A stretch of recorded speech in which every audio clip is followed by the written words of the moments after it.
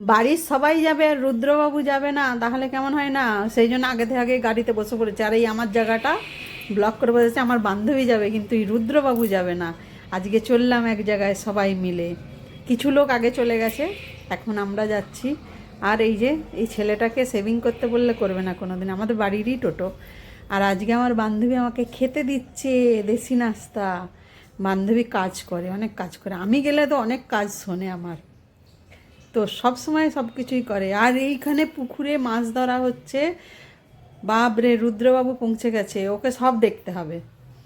ডাঙাতে এসেছি, আমার ডাঙাতে সর্ষে ফুল হয়েছে, কুমড়ো গাছ, কত কুমড়ো গাছ হয়েছে, আর কুমড়ো ফুলের ছোটো ছোটো কুমড়োও ধরেছে, দারুণ লাগছে এখানটা। মানে কুমড়োর শাকগুলো যা টেস্টি। আর আমড়া গাছটা সব আমরাও ঝরে গেছে, পাতাও ঝরে গেছে, পাকা পাকা আমরা। এই যে লাবণ্য গুড়িয়ে দেখাচ্ছে, ছোট দিদা দেখো কত আমরা ঝরেছে, দারুণ টেস্ট হয় খেতে, ভালো।